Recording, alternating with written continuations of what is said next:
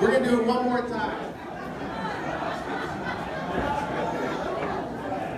Everyone hold up your sign. I'm going to take a picture real quick.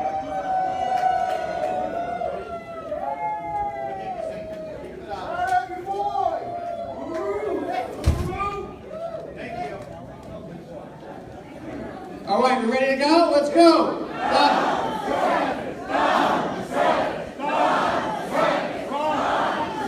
Who here is ready for a victory in November? Allow Ron DeSantis to be our governor of our great state. I'm going to introduce you now to his beautiful wife, Casey. Let's give a big round of applause.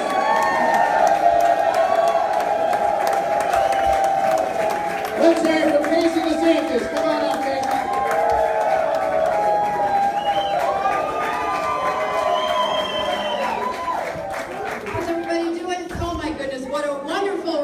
God bless you guys for coming out. I've got my phone on me because I don't know if you all know this, Ron and I, we have 2 kids under the age of 2 at home. So I'm always checking my phone because Grandma's watching them right now. So making sure Grandma's doing okay because our 5-month-old, God bless him, is one of the cutest kids you've ever seen in your life. He'll smile, he's happy, but he will not sleep through the night. So last night, I think I got up at 10:30, 2:30, 4:30, 5:30, and now he's sleeping. So I was like, thanks. And our daughter, 21 months, who is so cute. It's amazing when you see her because she loves seeing Dada on TV, right? That's one of her favorite things in the world is whenever she sees Dada. Usually Dada is #1 in her book. Well, that wasn't until relatively recently. So watching TV, and now she's captivated by something else. You know what that is? You've heard this. The My Pillow guy. She loves, true story, she loves the My Pillow guy. So all of a sudden, like this jingle comes on, you know, for a great night's sleep, the whole 9 yards. And here's Madison. So it's funny. So in her book, it goes My Pillow, then Dada. But what's exciting though is hopefully she's going to be able to come out and campaign with us. Listen, God bless you and thank you so much for taking the time to do this.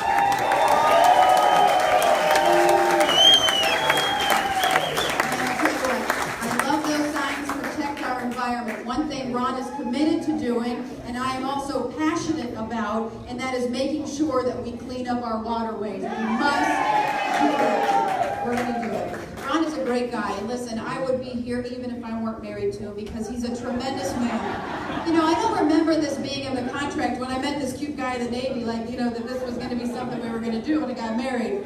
But I couldn't be more proud of him. He's a man of honor, of integrity, of morals, of character, of values, and I'm honored and I'm very humbled to have the opportunity to talk about a great guy who came from very humble beginnings. He worked his tail off to be able to go through Yale University and Harvard Law School. And you know, when he graduated, there's so many things that he could have done with his life. He could have gotten a nice salary, he could kick his feet up, you know. He was the product of the American dream. He was able to succeed in this country through hard work. That's what it's all about. But you know, and when he graduated, what did Ron decide to do? He decided to serve our country in the United States Navy because he thought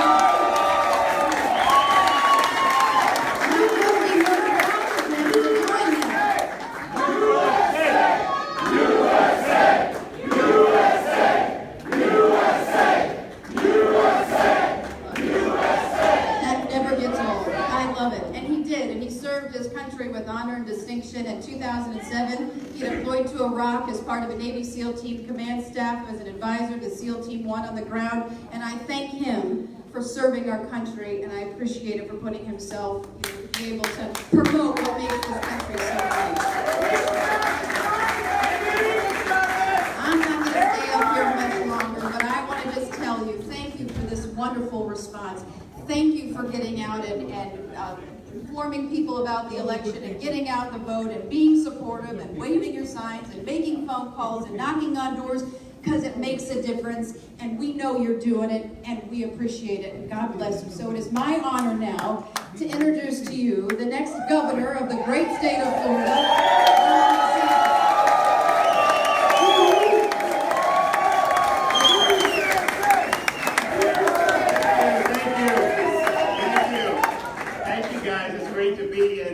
Sarasota. Sarasota, Bradenton. I know we're right on the border now.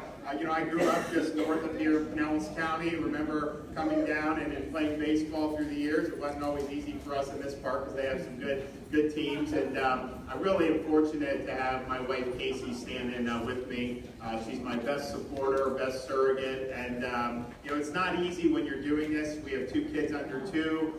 She's been very successful in her career, but she's taken a step back on that because she really believes in the mission. So I just want to thank her for her support wherever she is. And one thing I can promise you is that she will be one heck of a first lady for this state. You know, I was thinking it's interesting, you know, the guy I'm running against, you know, he's under this investigation. He's under investigation in Tallahassee for all this corruption. And so as part of that, he went on these junkets to New York and Costa Rica with undercover FBI agents posing as contractors. And, you know, people really weren't saying a lot of it during the primary because a lot of people didn't think he would win. But then when he won, people started asking questions. They say, hey, who paid for this or that? So he produced, for this Costa Rica trip, he produced a bank statement that had a $400 ATM withdrawal from it. He said, that's the $400 I paid for my 4 nights in the luxury Costa Rica villa. And I'm just thinking to myself, you know, I can't even get the day's end for 4 nights for $400. So either this guy can really stretch a dollar, or he ain't being honest with you. I don't know which one it is. So, but the good thing about it is we have a very, very clear choice for Florida. I think there's a huge difference in vision. I think there's a big difference in leadership, and I think there's a big difference in competence and capability. First of all, with the vision, you know, I believe that Florida has a lot of great things going for it. I think that we have a low unemployment rate. I think our university system's done well. I think in most parts of the state we have low crime. Not in Tallahassee. That's the most dangerous city in Florida. So what I want to do is I want to build off the success Florida has. And we know the problems we have. We've got to clean up the water. We've got to do more to attract high-paying jobs in the state. We've got to do more to help with K-12 education. We just rolled out a great plan this week. We're happy to do that. We need to make sure that our communities are safe. And that means you can't embrace policies like Andrew Gillum has in Tallahassee, because we'll be less safe if we do that. So we know there's things that we've got to do, and I'm committed to doing that as governor. But what we don't need to do is go off in this far left direction, like Bernie Sanders, Ocasio-Cortez, this Democrat socialist, and adopt policies that have not worked anywhere else they've tried, both throughout our country and in countries like Venezuela and some of these other places. And just the other day, he was asked about his economic vision, and he said that he thought the government policy in California was the model.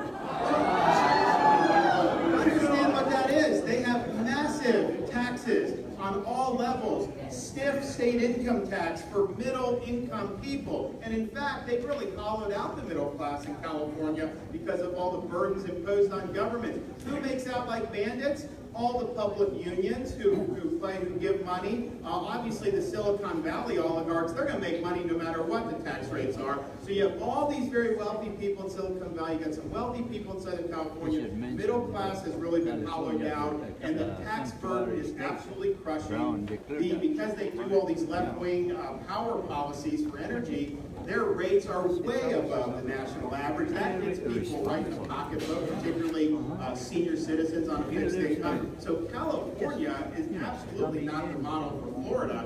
We have an opportunity to drive investment in Florida like we've never seen, but what you can't do is do what he's saying he's going to do. Raise taxes 40%.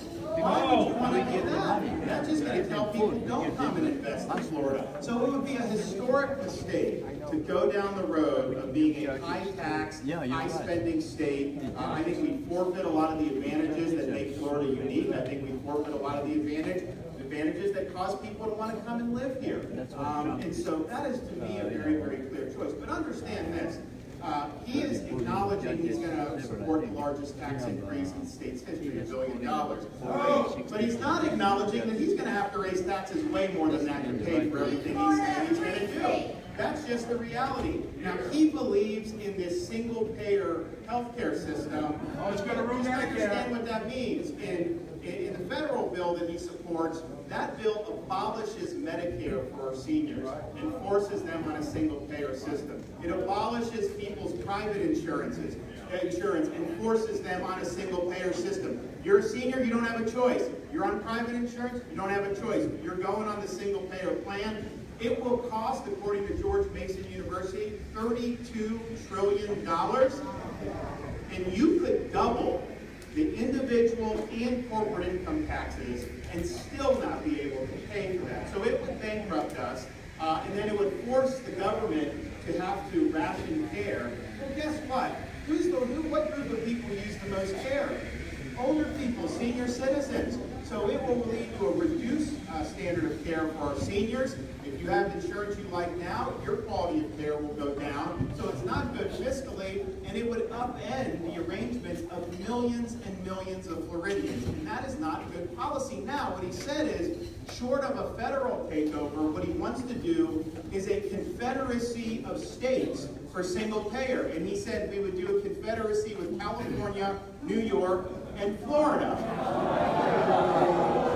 Now think about that. So he raises our taxes, you lose your health insurance, and then we send all the money to California? No, thank you. So that is not going to work. But here's the thing.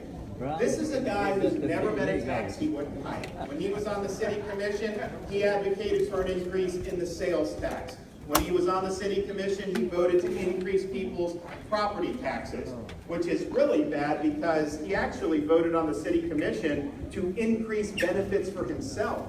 He voted for tens of thousands of dollars in extra retirement benefits for him as a politician. So higher taxes for you, more benefits for him. I don't think that's a good formula that will work. And of course, as mayor, he voted to impose a stiff property tax increase on the residents of Tallahassee. So that is not the model. He does not stand for the taxpayer. And I think it's a big contrast with me and what I've done in the Congress. When I got to Congress, I promised the voters when I first ran, I am not going to accept any perks that the congressmen get. So then day one, I declined the taxpayer subsidized health care. I declined the congressional pension. And when they tried to increase Congress's pay, I passed a bill to stop and roll back the pay.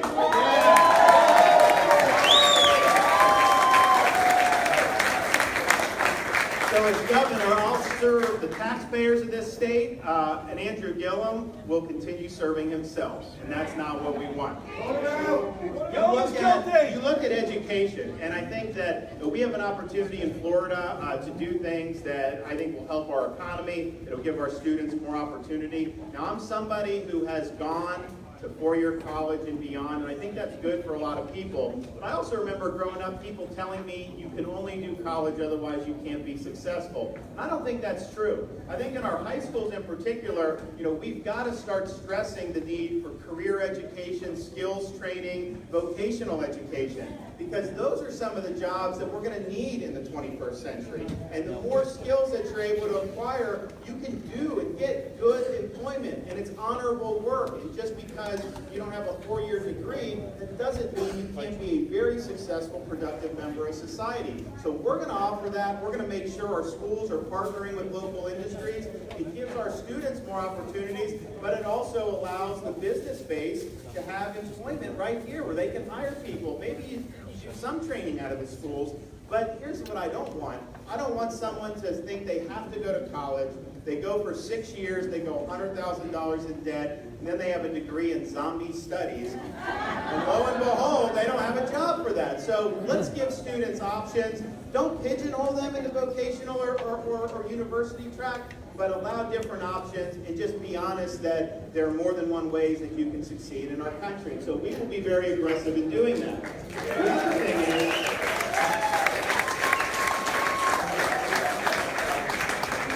The other thing is over the years, Florida has adopted programs that give parents the ability, who may not have the financial means, to choose a good school for their kids, that have given them that through tax credit scholarship or through other programs for parents who have kids with special needs or disabilities. And we have about 140,000 students